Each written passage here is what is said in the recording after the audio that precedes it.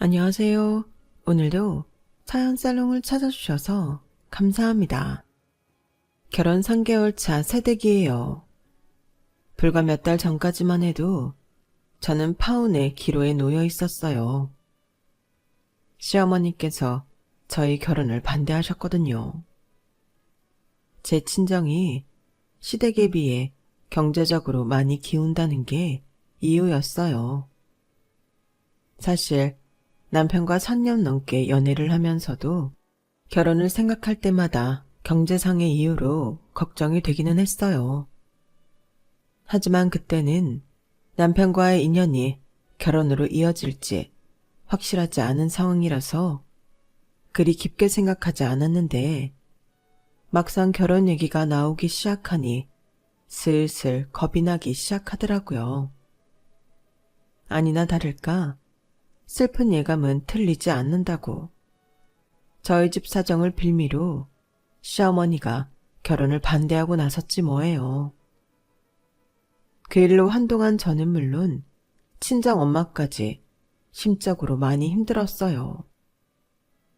그래서 파혼을 할 때 하더라도 당당하게 맞서서 내 손으로 끝내겠다 결심했죠. 그런데 파혼을 결심하고 나간 상견례 자리에서 생각지도 못한 일이 벌어진 거예요. 무슨 일이 있었냐고요? 그럼 지금부터 저희 집과 시댁에 얽힌 가슴 절절한 사연을 들려드릴게요. 사실 저희 집이 처음부터 형편이 어려웠던 건 아니에요. 잘 산다고 할 순 없었지만 그렇다고 생활이 힘든 정도는 아니었거든요. 저희 아빠는 전자제품 배송 일을 하셔서 일은 힘들어도 벌이는 꽤 좋은 편이었어요. 당시 아빠는 한 동네에서 나고 자란 고향 후배와 함께 일을 했는데 저는 그분을 강아지 삼촌이라고 불렀어요. 삼촌 부부가 예쁜 강아지를 키우고 있었거든요. 나중에 안 사실이지만 강아지 삼촌 부부는 아이를 가질 수 없었대요. 삼촌 때문인지 부인 때문인지는 알 수 없었지만요. 아빠와 강아지 삼촌이 동양 사람인데다 일도 같이 하고 집도 저희 집 위층에 살고 있어서 우리 가족과 강아지 삼촌 부부는 엄청 가깝게 지냈어요. 형제가 없던 아빠는 강아지 삼촌을 친동생처럼 아끼셨죠. 그건 강아지 삼촌도 마찬가지였고요. 강아지 삼촌 아내는 편의상 강아지 이모라고 할게요. 어릴 때 늘 그렇게 불렀었거든요. 삼촌이 저희 아빠한테 잘하는 만큼 강아지 이모도 저희 엄마를 언니라고 부르며 잘 따랐어요.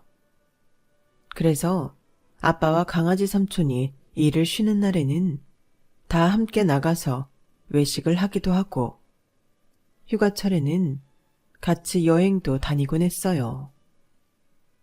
아이가 없어서 그랬는지 강아지 삼촌 부부는 저를 무척 예뻐해 주셨어요. 이제는 세월이 많이 흘러서 두 분 얼굴도 기억이 안 나지만 삼촌이 저를 목마 태우고 다녔던 것과 제 머리를 묶어주던 이모의 손길은 어렴풋이 기억이 나요. 아빠와 삼촌이 하는 일이 몸을 써서 하는 일이라서 집에서 파스 냄새가 자주 났었다는 것만 빼면 남부럽지 않은 행복한 시절이었어요. 하지만 인생이 늘 행복한 순간만 있는 건 아니잖아요. 저희 가정에도 느닷없이 불행이 닥쳐왔어요. 그것도 강아지 삼촌네와 동시에요. 그날은 아침부터 비가 주룩주룩 내리던 날이었는데 하필 이사철이라 그랬는지 배달 일이 많이 밀렸던 모양이었어요. 그래서 아빠와 삼촌이 평소보다 일찍 집을 나서게 되었죠. 저는 잠도 덜 깬 채 방에서 나와 아빠 얼굴에 볼을 비비곤 마중을 했어요. 그리고 그 인사가 아빠와 했던 마지막 인사가 되었죠. 경찰서에서 연락이 온 건 밤 8시가 조금 넘은 시각이었어요. 평소라면 아빠가 집에 돌아와야 할 시간이었어요. 창밖에는 세찬 비바람이 불었고 엄마는 빗길에 운전을 하고 올 아빠 걱정을 하면서 닭볶음탕을 만들고 있었어요. 이제 초인종이 울리고 아빠가 현관문을 열고 들어오면 되는 순간이었는데 초인종 대신 집 전화가 사납게 울린 거예요. 그리고는 전화를 받던 엄마가 그 자리에 푹 주저앉아 버리셨죠. 아빠와 삼촌이 타고 오던 차가 빗길에서 과속으로 중앙선을 침범한 덤프트럭과 충돌해 현장에서 즉사하셨다는 소식이었어요. 잠시 뒤 강아지 이모가 사는 위층에서 외마디 비명소리가 들렸어요. 이모 역시 비슷한 시간에 강아지 삼촌의 사망 소식을 전해들은 모양이었어요. 한날 한시에 남편을 잃은 엄마와 강아지 이모는 한동안 서로 왕래도 하지 않을 정도로 슬픔에 빠져 있었어요. 하루가 멀다 하고 서로의 집을 왕래하던 두 사람은 이제 서로의 얼굴만 봐도 세상을 떠난 남편을 떠올리게 된 거예요. 장례를 치르고 한 달여 시간이 지난 무렵부터 엄마와 이모는 다시 왕래를 시작했어요. 엄마가 먼저 먹을 것 싸들고 이모 집으로 올라갔거든요. 그런데 글쎄 엄마와 함께 이모 집에 가보니 집이 아주 엉망이 되어 있더라고요. 이모는 제대로 씻지도 않은 채 침대에만 누워 있었고 강아지는 사방에 똥과 오줌을 싸놔서 집의 냄새가 어마어마했어요. 세상에, 집이 이게 뭐야? 온 집안이 개똥밭이잖아. 아, 냄새. 말자 너 언제 씻었어? 어머나 세상에, 머리에 기름 떡진 거 봐. 일어나. 당장 일어나서 씻어. 엄마는 침대에 누워있는 강아지 이모 손을 끄드러 잡고는 억지로 일으켜 세웠어요. 그러자 이모가 손을 뿌리치며 소리를 빽 질렀죠. 나 좀 가만히 놔둬. 제발 좀 내버려 두라고. 어떻게 가만히 둬. 네가 이렇게 망가져 있는데 내가 널 어떻게 가만두냐고. 일어나. 일어나서 씻고 우리 집에 내려가서 밥 먹자. 간 사람은 간 사람이고 산 사람은 살아야 하잖아. 나도 기운나서 이러는 거 아니야. 너만큼 나도 힘들어. 하지만 어쩌겠니? 나만 보고 있는 추아가 있는데. 언니는 추아라도 있지. 난 아무것도 없어. 난 부모도 없고 형제도 없고 그나마 하나 있던 남편도 없어졌다고. 그런데 살아서 뭐해? 이렇게 박복한 인생 살아서 뭐하냐고. 그러니까 귀찮게 하지 말고 돌아가. 가서 언니는 언니 인생 살라고. 그러자 엄마는 이모 뺨을 세게 쳤어요. 강아지랑 놀고 있던 저는 그 소리에 놀라서 엄마를 올려다보았죠. 정신 차려 이 기집애야. 뭐? 너한테는 아무것도 없어? 그럼 나는, 우리 주아는 그동안 언니 부르고 살더니 그거 다 빈말이었니? 우리 주아 시집갈 때 한복 입고 같이 혼주 노릇 해주겠다더니 그 말도 다 거짓말이었냐고. 왜 네가 혼자야? 우리가 이렇게 있는데 왜 네가 혼자냐고. 난 너 이러고 살게 안 둬. 이런 시궁창 속에서 굶어 죽는 꼴 죽어도 못 본다고. 그러니까 일어나 얼른. 결국 강아지 이모는 저희 엄마 손에 이끌려 샤워를 하고 저희 집에 내려와 지내게 되었어요. 그러는 중에 엄마는 틈틈이 위층 이모 집에 올라가 집 청소를 했죠. 몇 달 뒤 강아지 이모는 전처럼 생기를 찾게 되었고 그 무렵 보험사에서 아빠와 강아지 삼촌의 사망보험금이 나왔어요. 보험금을 받던 날 엄마와 이모는 부둥켜 안고 펑펑 울었어요. 저 역시도 엄마와 이모를 따라 한참을 울었죠. 그리고 얼마 뒤 이모는 우리 집에 내려와 엄마한테 중대한 발표를 했어요. 언니, 나 여기 떠나려고. 집도 이미 뺐고 다음 주까지 집만 빼주면 돼. 나 다시 시작할 거야. 이제 그 사람 다 잊고 새롭게 태어날 거라고. 언니랑 주아 생각하면 차마 발길이 안 떨어질 것 같지만 그래도 이 악물고 떠날 거야. 언니, 나 성공해서 그때 다시 언니 찾아올게. 그러니까 나 잊지 말고 주아랑 잘 살고 있어야 돼. 그렇게 이모는 살던 집을 정리하고 강아지와 함께 우리 곁을 떠났어요. 새 삶을 시작하기 위해 과거는 잊고 살겠다는 거였죠. 엄마도 그런 이모를 응원해 주었어요. 이모의 빈자리를 가장 크게 느낀 건 저였어요. 엄마가 일을 나가면 하루 종일 이모와 함께 집에서 놀고 있었는데 이제는 저와 함께 놀아줄 사람이 없었으니까요.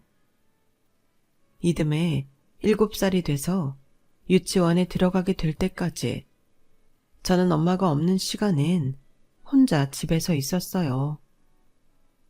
엄마가 틈틈이 전화를 하곤 했지만 혼자 집을 지키고 있다는 게 그 나이엔 꽤 힘든 일이더라고요. 그래서 유치원에 들어가게 됐을 때 뛸 듯이 기뻤어요. 거기엔 친구들도 있고 장난감이랑 책도 많아서 심심할 틈이 없었으니까요. 하지만 유치원이 파하고 친구들이 집으로 돌아갈 때까지도 저는 혼자 유치원에 남아 있어야 했어요.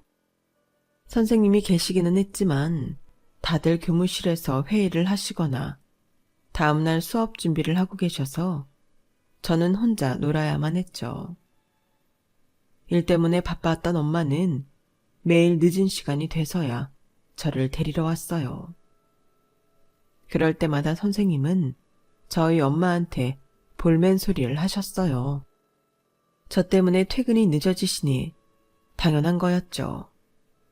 언제까지고 선생님한테 피해를 입히며 일할 수 없다고 생각한 엄마는 아빠 사망보험금으로 헤어샵을 차리기로 했어요. 엄마가 아빠랑 결혼하기 전에 하던 일이기도 했고 아빠가 돌아가신 후로 최근까지 헤어샵에서 일을 했기 때문에 이참에 독립을 하기로 한 거였죠. 하지만 급하게 먹는 물에 체한다고 가게 오픈도 하기 전에 사기를 당하고 만 거예요. 부동산 중개사가 작정하고 저지른 사기에 엄마는 가게 보증금과 권리금을 홀라당 날려먹고 만 거였죠. 미용기구며 직계들까지 다 가계약한 상태라 이대로 그만두면 고스란히 손해만 있게 되는 상황이라서 결국 살던 집을 뺄 수밖에 없었어요. 전세 보증금을 빼서 가게 계약을 하고 은행 대출을 받아 인테리어와 가재 집기를 마련했어요. 가게 안쪽에 창고로 쓰려던 공간에 침대를 두고 엄마와 함께 가게에서 생활하게 되었었어요. 엄마와 하루 종일 함께 있을 수 있다는 장점은 있었지만 전처럼 맨발로 집안을 뛰어다닐 수는 없었어요. 한겨울에도 뜨끈한 아랫목은 상상도 할 수 없고 냉기가 도는 바닥에 털신을 신고 다녀야 했죠. 그러다 보니 1년 365일 감기가 떨어질 날이 없었어요. 엄마는 감기를 달고 사는 제게 늘 미안해 하셨지만 은행 대출금에 가게 월세를 갚는 것만으로도 벅찼기 때문에 다른 생각을 할 수는 없었어요. 그 가게에서 5년 넘게 살고서야 엄마와 저는 살 집을 따로 구할 수 있었어요. 방 2개에 화장실 하나, 거실 겸 주방이 있는 15평짜리 집이었지만 신발을 안 신고 맨발로 집안을 걸어 다닐 수 있다는 것만으로도 얼마나 행복했는지 몰라요. 그 집에서 저는 고등학교를 졸업하고 대학까지 나오게 되었어요. 제가 취직을 하고 3년쯤 됐을 무렵 하루는 엄마가 들뜬 표정으로 집에 돌아왔어요. 주아야, 우리 신축 빌라로 이사할까? 우리 가게 손님 중에 부동산 중개사가 하나 있는데 근처에 괜찮은 집이 나왔다더라고. 25평짜리 신축 빌라인데 보증금도 주변 시세보다 낮고 집이 엄청 좋대. 방 3개에 화장실도 2개나 있고 무엇보다 네가 그렇게 노래하던 욕조도 있다더라. 어때? 엄마랑 그 집 한번 보러 안 갈래? 그때까지만 해도 엄마와 저는 마치 소풍을 앞둔 아이처럼 들떠 있었어요. 비록 신축 빌라로 이사를 하려면 은행에서 전세자금 대출도 받아야 하고 앞으로 허리띠를 졸라매야 하겠지만 그래도 못할 만큼 힘든 상황도 아니라서 내심 이사하는 쪽으로 마음을 굳히고 있었죠. 며칠 뒤 엄마와 함께 찾아간 빌라는 외형부터 근사했어요. 내부는 말할 것도 없고요. 꿈에 그리던 욕조까지 엄마와 제 마음을 사로잡기에 충분했어요. 그래서 계약을 하기로 했죠. 하지만 당시에 워낙 전세 사기에 대한 뉴스가 많이 나와서 내심 걱정이 되더라고요. 하지만 엄마 가게 손님이라는 공인중개사 말로는 전세 보증 보험만 들어두면 문제가 생겨도 전세 보증금은 안전하다고 해서 한시름 놓게 되었어요. 게다가 전세 보증 대출이 3%도 안 되는 저금리인데다 전세금의 90%까지 대출이 된다고 하더라고요. 일이 되려고 이렇게 좋은 조건에 전셋집을 얻게 됐다 싶었죠. 신축 빌라로 이사를 한다는 생각에 들떠있던 어느 날 친구가 퇴근 시간을 앞두고 전화를 했더라고요. 뭐? 소개팅 대타를 나가라고? 그것도 오늘? 아우 싫어. 피곤해서 얼른 집에 가서 씻고 잘 거야. 변호사면 뭐 어쩌라고.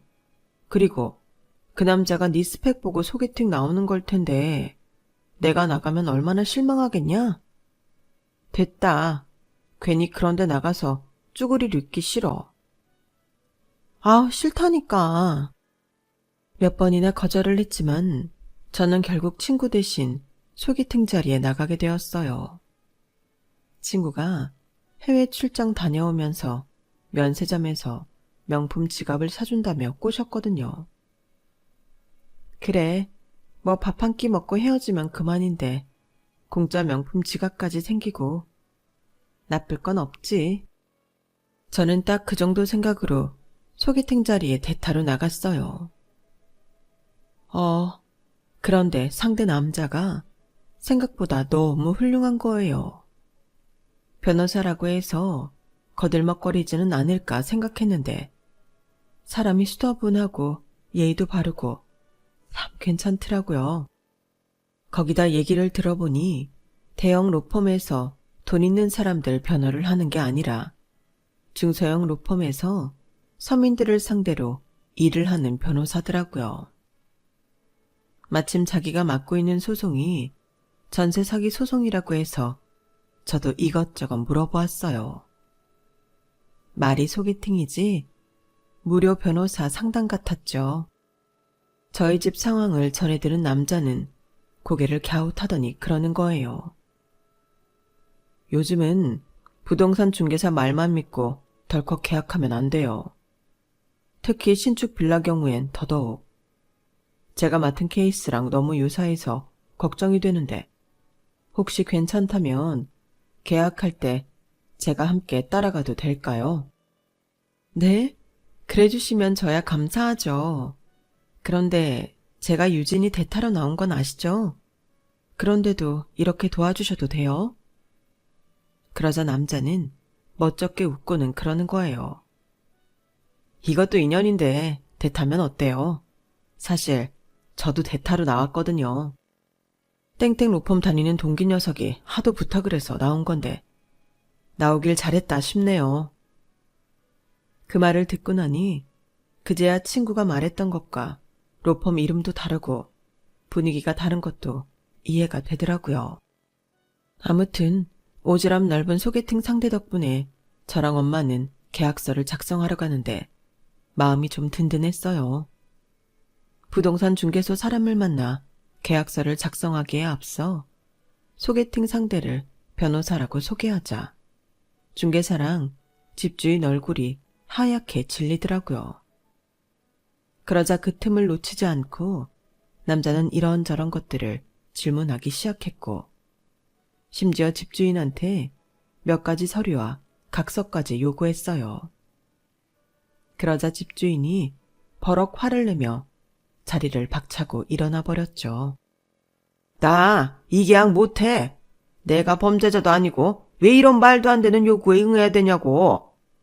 당신들 말고라도 내 집 계약하겠다는 사람 많아. 이렇게 깐깐하게 굴 거면 딴 데 가서 알아보라고. 그러면서 중개사 얼굴을 째려보고는 나가버렸어요.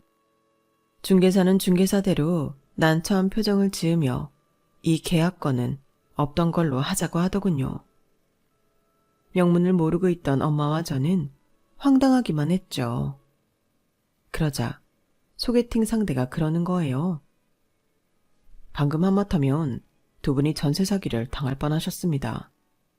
집주인이랑 중개사 모두 한통속이에요. 전세 보증금 보험만 된다고 해서 원금이 보전되는 건 아니에요. 제가 각서를 써달라고 했던 건 계약 후에 바로 집주인이 바뀌는 상황을 대비해서 그런 거였는데 저렇게 화를 내고 나가버리는 걸 보니 계약 후 집을 내놓을 모양이었던 것 같네요. 되게 전세 사기 수순이 그렇거든요. 중개사도 이런 계약으로 업자한테 꽤 높은 수수료를 받기 때문에 세입자 편에서 계약을 진행할 리가 없어요. 어떻게든 계약을 따내야 수수료를 챙길 수 있으니까요. 처음엔 이게 다 무슨 소린가 했는데 천천히 설명을 듣다 보니 조금씩 이해가 가기 시작했어요. 예전에 헤어샵을 차릴 때 한 번 사기를 당한 적이 있던 엄마는 놀란 가슴을 쓸며 안도하셨죠. 세상에, 변호사님 아니었으면 또 사기를 당할 뻔했네요. 내가 아주 부동산 사기라면 이가 깔리는 사람인데 멍청하게 또 당할 뻔했어. 고마워요. 정말 고마워요. 이날 소개팅 상대가 엄마의 전 재산이나 다름없는 전세 보증금을 지켜준 덕분에 엄마는 지금까지도 무탈하게 살고 계세요. 그리고 그날 일을 계기로 우리는 사귀게 되었고요. 3년간 연애를 하는 동안 남자친구 덕분에 우리 모녀는 다른 신축 빌라로 안전하게 이사도 할 수 있었죠. 든든한 딸 남자친구 덕분에 엄마는 천군만마를 얻은 사람처럼 의기양양하셨어요. 결혼 전부터 마치 아들 부르듯 이름으로 부르는 건 물론이고 저도 자라면서 한 번도 먹어본 적 없는 녹용이며 각종 보양식을 철마다 해먹이곤 하셨어요. 그렇다 보니 결혼을 앞두고 제가 시어머니한테 구박을 받으며 파혼 위기에 놓였을 때 엄마 속이 말이 아니었을 거예요. 엄마 마음속에는 이미 제 남자친구가 사위, 그 이상으로 자리 잡고 있었을 테니까요. 시어머니 호출을 받고 처음 시댁에 찾아간 건 사귄 지 2년을 막 넘긴 때였어요. 그땐 아직 결혼 얘기가 나오기 전이었는데도 어머님이 저를 보고 싶어 하시더라고요. 그렇게 찾아간 시댁은 생각보다 더 대단했어요. 집 외경도 그렇지만 집안 인테리어는 정말 최고였어요. 마치 유럽 어느 성에 온 것 같은 착각이 들 정도였거든요. 바닥은 온통 대리석으로 깔려있고 가구 하나하나가 조각작품처럼 훌륭했어요. 소파며 심지어 찻잔 하나까지 부티가 잘잘 흐르더라고요. 한참을 감탄하며 집을 둘러보다 보니 순간 그런 생각이 들었어요. 내가 그동안 헛된 꿈을 꾸고 있었다는 사실이었죠. 이런 집에서 자란 남자와 핑크빛 미래를 꿈꿨다니 애초에 안 될 일이었다는 걸 깨닫게 되었죠. 그래서 나도 모르게 표정이 어둡게 변해버렸어요. 그러자 어머님이 찻잔에 차를 따라주시면서 희미하게 웃으시더라고요. 지금 주아 씨가 무슨 생각하는지 알 것 같네요. 모르긴 해도 내가 처음 이 집에 인사를 왔을 때랑 다르진 않을 것 같아서요. 정욱이한테 얘기 들었겠지만 난 정욱이 친모가 아니에요. 정욱이 아빠가 사별하고 이후에 만나 결혼했어요. 돌아가신 시어머니께서 반대를 하셨지만 정욱이 아빠가 고집을 부리는 통에 이렇게 정욱이 엄마로 살고 있어요. 이 집 남자들이 여자한테 빠지면 남의 말은 도통 듣지를 않는다니까요. 정욱이 아빠도 그랬고 정욱이도 다르진 않을 거예요. 그쪽은 어떤지 모르겠지만 정욱이는 결혼까지 할 생각이던데 자신 있어요? 우리 집 며느리로 살 자신이요. 어머님은 입가에 미소까지 띠며 말씀하셨지만 그 모습이 왠지 더 무섭게 느껴졌어요. 차라리 물컵에 든 물을 뿌리면서 내 아들이랑 헤어지라고 무식하게 소리치는 막장 드라마 속 시어머니가 더 편하게 느껴질 정도로요. 그날 저는 차마 결혼 생각을 하고 있다는 말은 하지 못했어요. 가난하면 굳이 배우지 않아도 체득되는 게 있는데 그중 하나가 분수에 맞게 사는 거였어요. 있는 사람들은 분수에 넘치는 행동을 해도 수습이 가능하지만 없는 사람들은 수습이 힘든 경우가 많거든요. 그게 돈이건 자존심이건 간에요. 그래서 애초에 내가 해도 되는 것과 하면 안 되는 걸 마음속에 새겨놓곤 하는데 남자친구와의 결혼은 후자였어요. 이런 집에 며느리로 들어갈 수 있다고 해도 버티기 힘들 거라는 생각이 들었거든요. 어머님은 굳이 반대하지 않고도 제가 깨달을 수 있도록 저를 불러 사는 모습을 보여주신 것 같았어요. 주제 파악하고 스스로 알아서 떨어져 나가라 이거죠. 어머님은 이후로도 종종 저를 불러 쇼핑도 같이 하고 전시회나 뮤지컬도 함께 보러 가셨어요. 우리가 사는 세상이 네가 사는 세상과 얼마나 다른지 여실히 보여주시면서요. 그러다 결혼 얘기가 나오기 시작하면서부터는 저를 부르시는 횟수가 점점 더 늘어갔어요. 남자친구랑 만나는 날보다 어머님이랑 만나는 날이 더 늘어갈 정도였죠. 그러자 남자친구가 오해를 하더라고요. 우리 어머니가 널 무척 마음에 들어 하시나 봐. 그러지 않고서야 아들 데이트도 못하게 내 여자친구를 독차지하실 이유가 없지. 너랑 만날 시간은 많이 뺏겼지만 그래도 한편으론 다행이라고 생각해. 우리 로펌의 이혼 소송으로 오는 고객들 보면 절반은 고부간의 갈등 때문이던데. 너랑 어머니랑 친한 거 보니까 안심이 된다. 남자들이 눈치가 둔하다더니 그 말이 맞더라고요.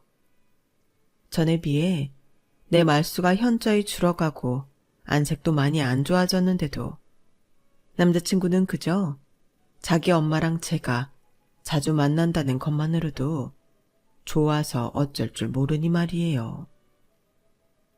어머님을 만나고 오는 날이면 가슴이 콱 막히는 기분이 들어서 밥도 먹히지 않고 숨도 쉬기 힘들어진 저는 점점 말라갔어요. 그런 변화를 엄마는 바로 알아채셨죠. 회사에서 무슨 문제라도 있어? 아니면 정욱이랑 싸웠어? 왜 그렇게 밥을 못 먹어? 아니야, 그런 거 없어. 그냥 입맛이 좀 없어서 그래. 한두 번이야 속일 수 있지만 우리 엄마들 촉이 어디 그런가요? 다른 건 몰라도 자식 문제엔 늘 촉수를 세우고 사시는 분들인걸요. 특히나 저희 모녀처럼 둘이 의지하며 오랜 시간을 보낸 사람들은 더더욱 그렇잖아요. 그러던 어느 휴일이었어요. 그날도 어머님 호출을 받고 외출을 하려는데 엄마가 그날따라 어디서 몇 시에 만나기로 했는지 꼬치꼬치 캐묻더라고요. 서둘러 나가야 해서 귀찮은 마음에 솔직히 말씀드렸는데 엄마가 제 뒤를 밟으셨던 모양이에요. 어머님이랑 쇼핑과 식사를 하면서 정신적, 육체적으로 시달린 뒤 파김치가 된 몸으로 버스 정류장에 앉아있는데 옆에 누군가 앉더라고요. 돌아볼 힘도 없어서 가만히 넋을 놓고 있었는데 대뜸 제 이름을 부르더라고요. 엄마였어요. 이거였어? 너 이렇게 힘들게 만든 사람 정욱이 엄마였냐고. 오늘 내가 하루 종일 따라다니면서 보니까 그 여자가 널 아주 짐꾼처럼 부리고 다니더라. 지가 뭔데 내 귀한 딸을 짐꾼 취급이야.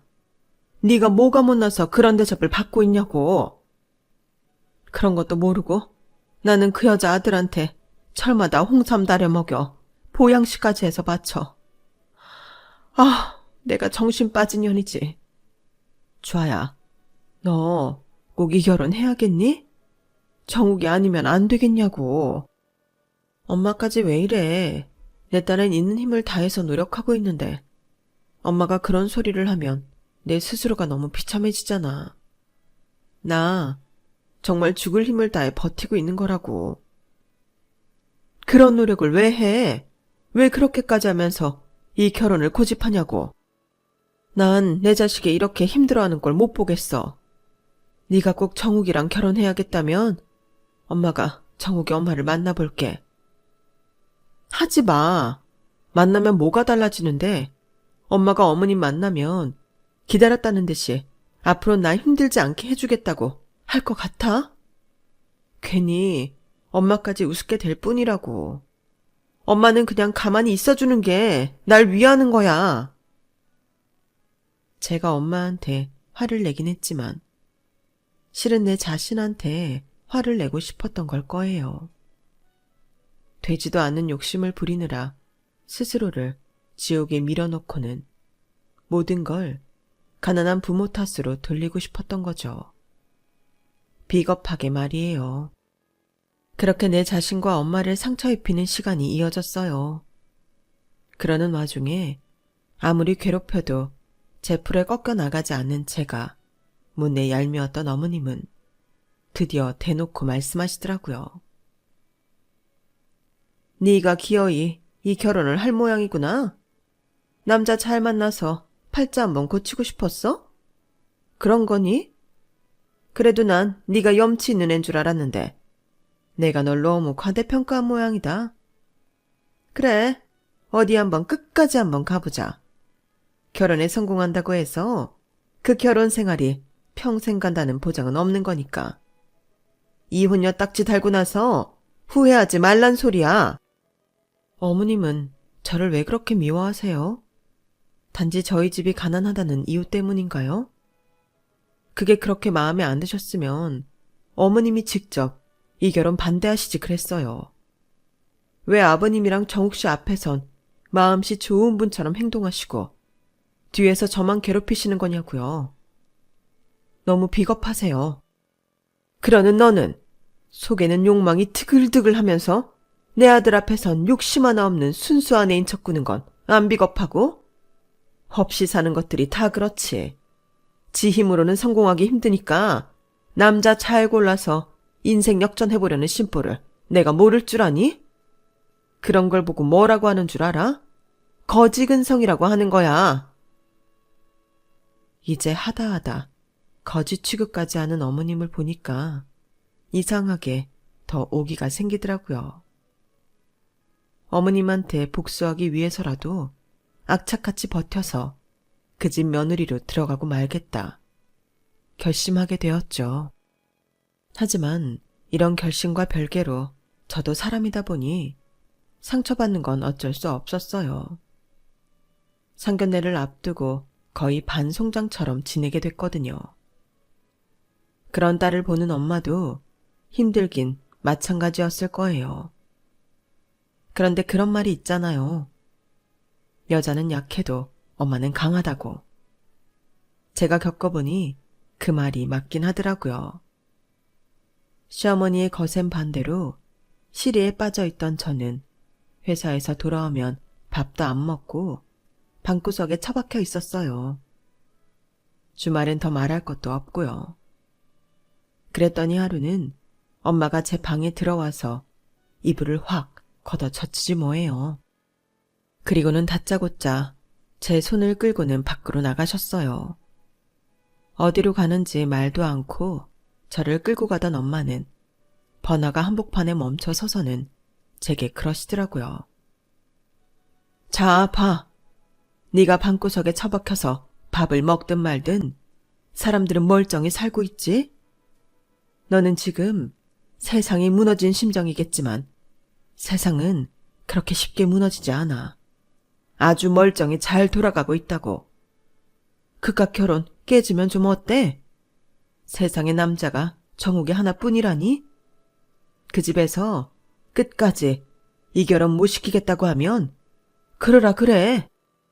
무서울 거 하나 없어. 내 딸처럼 야무지고 심성 착한 며느리 놓친 그 집 사람들이 손해라고. 주아야, 엄마도 한때는 지금 너처럼 세상이 끝나버린 것처럼 막막했던 때가 있었어. 네 아빠, 아침에 멀쩡히 출근했던 사람이 싸늘한 주검이 돼서 돌아왔을 때 그냥 콱 약 먹고 네 아빠 따라가고 싶었다. 그런데 왜 안 그랬는 줄 아니? 너 때문이었어. 네가 새까만 눈동자로 나를 바라보고 있는데 그 모습을 보니 절대 못 죽겠더라. 세상에 하나뿐인 우리 딸을 두고 내가 어떻게 그런 모진 생각을 했나 싶은 게 잠시나마 나쁜 마음을 먹었던 게 후회가 됐어. 아무리 힘든 일이라도 결국엔 지나간다. 그러니까 밥 먹고 기운 좀 차려. 안 그러면 엄마가 등짝 때려줄 줄 알아? 엄마 말 알아들었어?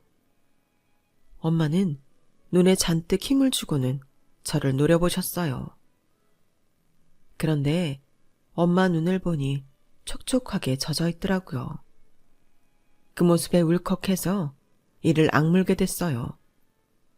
그깟 결혼이 뭔 대수고 시어머니에 대한 복수가 뭐라고.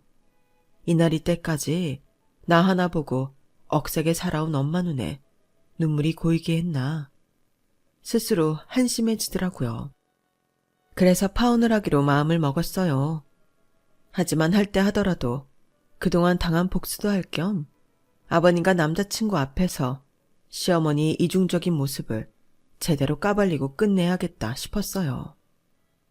드디어 상견례 당일날 엄마와 저는 결전을 앞둔 용사처럼 전투적으로 아침밥도 든든히 먹고 모처럼 머리에 힘도 준 채 약속 장소를 향했어요. 우리 모녀가 룸으로 들어가고 몇 분 뒤 남자친구와 부모님이 들어왔어요. 지금까지 물밑에서 벌어진 일을 전혀 모르는 남자친구와 아버님은 날이 날이니만큼 반갑게 맞아주시더군요. 어머님 역시 입가에 온화한 미소를 머금고 있었지만 눈으로는 우리 모녀를 벌레 보듯 하더군요. 그런데 그 순간 저희 엄마 눈이 동그래지더니 대뜸 그러는 거예요. 너 혹시 김말자 아니니? 나 모르겠어. 그러자 어머님 얼굴이 창백해지더니 눈알이 심하게 흔들리기 시작했어요. 그리고는 귀신이라도 본 사람처럼 저희 엄마를 뚫어져라 쳐다보더라고요. 순식간에 어색해진 분위기에 남자친구는 양가 부모님 눈치를 살피며 말했어요. 장모님, 사람을 잘못 보신 것 같아요. 저희 어머니는 김말자 씨가 아닙니다. 김성자, 희자 쓰십니다. 하지만 저희 엄마는 확신에 찬 얼굴로 고개를 저었어요. 그럴 리가 없어. 분명히 말자 맞다고. 주아야, 너 기억 안 나? 우리 위층에 살던 강아지 이모잖아. 엄마는 눈물이 그렁그렁한 눈으로 제게 말했어요. 그때였죠. 어머님이 저희 쪽으로 다가와 저희 엄마 손을 움켜쥐시며 그러시는 거예요. 언니였어? 그럼 주아가 언니 딸 그 주아였던 거야? 세상에, 난 그것도 모르고 내가 무슨 짓을 한 거야. 언니, 미안해. 내가 잘못했어. 엄마와 어머님은 부둥켜 안고서 한참을 울었어요. 영문을 모르는 남자친구와 아버님은 벙진 표정으로 두 사람을 바라볼 뿐이었죠. 한참 만에 눈물을 그친 엄마와 이모는 두 남자한테 자초지종을 설명했어요. 그리고 이모는 왜 그리 우리 결혼을 반대했는지도 설명해 주었죠.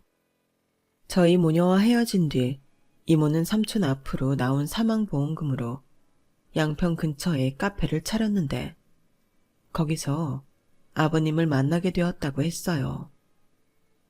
남자친구의 조부모님이 양평 별장에서 지내고 계셨는데 아버님이 거기를 오가며 이모 카페에 들르셨던 거죠. 자주 카페를 찾다 보니 두 분은 자연스레 얘기를 나누게 되었고 서로 상처한 얘기를 하다가 가까워지게 된 거죠. 하지만 이모가 고아에 가진 것도 없고 거기다 상처한 경력까지 있어서 어른들이 결혼을 반대했던 모양이에요.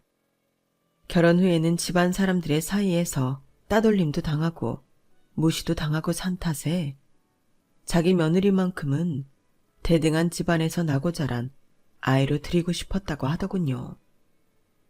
자신과 똑같은 취급을 받게 하고 싶지 않아서요. 주아 널 처음 만났을 때 사실 모짓말을 해서라도 두 사람을 갈라놓으려고 했었어. 그런데 이상하게 네가 남 같지 않고 애틋하더라고. 그래서 네 가슴에 못 박는 대신 네 스스로 나가 떨어질 때까지 기다리자 싶었지.